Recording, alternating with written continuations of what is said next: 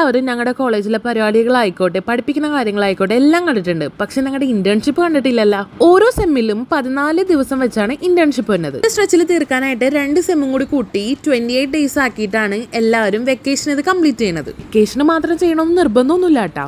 അത് നമുക്ക് കോളേജിൽ നിന്ന് കിട്ടുന്ന ലീവ് അനുസരിച്ചിരിക്കും. ഇന്നത്തെ ഞങ്ങളുടെ ആദ്യത്തെ ദിവസം എന്ന് പറയുന്നത് ഡിസ്ട്രിക്ട് കോർട്ടിലാണ്. ഇന്നും നേരത്തെ തന്നെ ഞാനാണ് ഗൈസ് ഇന്ന് വൈകി വന്നത്. എല്ലാ സെമ്മിലും ഞങ്ങൾ പ്ലാൻ ചെയ്യും അടുത്ത സെമ്മിൽ ഇന്ന സ്ഥലത്ത് ദൂരത്തേക്കൊക്കെ പോകണം, അവിടെ സ്റ്റേ ചെയ്തൊക്കെ തീർക്കണമെന്നൊക്കെ പറഞ്ഞു. പക്ഷെ എവിടെ നടക്കാൻ, എല്ലാം പ്ലാൻ ചെയ്യണം ഞാൻ തന്നെ ലാസ്റ്റ് ഓടിക്കും. കോർട്ടിന്റെ അകത്ത് ഫോൺ യൂസ് ചെയ്യാൻ പറ്റാത്ത കാരണം അതിന്റെ വീഡിയോസ് ഒന്നും ഞാൻ എടുത്തിട്ടില്ല. പിന്നെ കുറെ കോർട്ടിൽ കയറി ഇറങ്ങി നടന്നപ്പോഴത്തേക്കും ഏകദേശം ഉച്ചയായി. അപ്പോഴത്തേക്കും സാന്ദ്രക്ക് ദാഹിക്കാൻ തുടങ്ങി. അങ്ങനെ സെബാൻ സജസ്റ്റ് ചെയ്താണ് ഈ മിൽമേഡ ഈ ഒരു റിഫ്രഷ് മേടിച്ചത്. പക്ഷേ അത്രക്ക് റിഫ്രഷ് ഒന്നും ഉണ്ടായിരുന്നില്ല.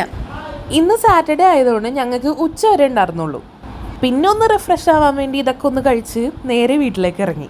വരും ദിവസങ്ങളിലെ ഇന്റേൺഷിപ്പ് വിശേഷങ്ങൾ അറിയാനായിട്ട് കൂടെ കൂടിക്കോ. ബൈ.